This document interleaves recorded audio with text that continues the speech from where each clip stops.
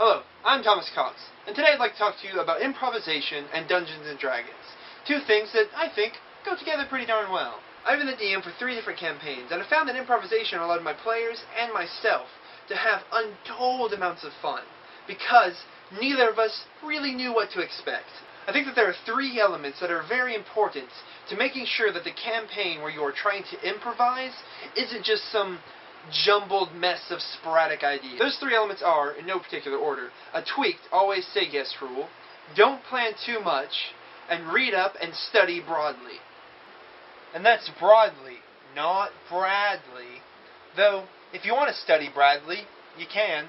If you want to be good at improvisation, you need to have many ideas set up and ready to be used at a moment's notice. That's why I suggest you should study broadly and read a whole bunch on many different topics so that you have this backup storage of ideas that you can pull out at any time. That way, if your players go somewhere you're not expecting them to go, which, to be honest, is basically every game of D&D I've ever played, then you're ready for it. There's also been a lot of really cool stuff that happens in history, so you can easily just find a book like this one, which is a history of world civilization, and just look at a bunch of the old entries that fit in with your setting. That'll also help you immensely with world building.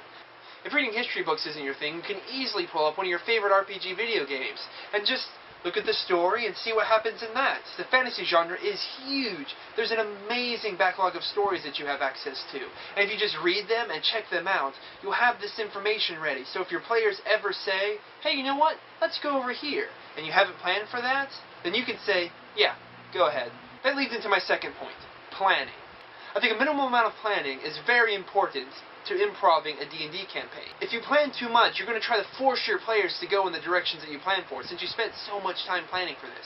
If I spend too much time planning, I generally tend to make things more complicated. Whereas, if I think of them off the top of my head, they tend to be simpler and more fun, usually. If you make the puzzles too complex, the players will think they're not smart enough for it, they'll lose hope, or they'll think they'll completely miss something and will have to backtrack in order to figure it out. And that can quickly drain the fun from a session. And having fun, I think, is the most important rule of Dungeons & Dragons.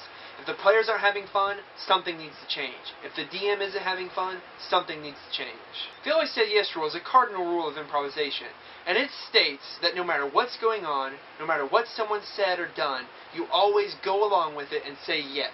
You keep building and building and building on the stories. This makes the story flow better if the players can go, do, or say whatever they want. Now, for that rule to work in Dungeons & Dragons, there needs to be a couple of tweaks. What instead I think you should say yes to is what the players want to say, what the players want to do, and where the players want to go. Whenever I do a campaign, I always make these huge sprawling maps of all these places the players would probably never go to, but they have the opportunity to go there. That way they don't have to feel like they're being caged into some little area that they have to stay in. And if they try to venture out, something will happen, or they just won't be allowed to do it.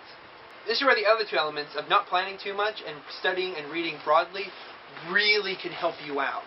If you don't try to plan out exactly where your players are going to go, it'll be so much easier for you to say yes and think up something off the top of your head if your players ever ask, hey, can we go into that place? Or, hey, what's that over there? Now to tie it all up in a pretty bow, and hope that it actually makes some sensible sense.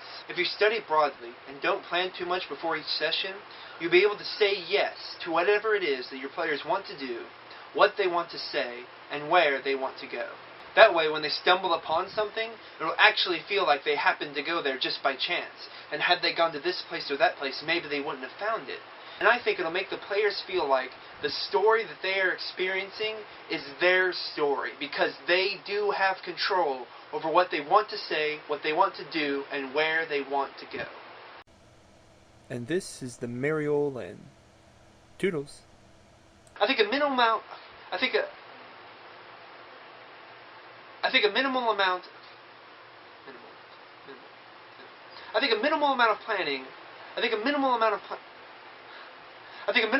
planning is very important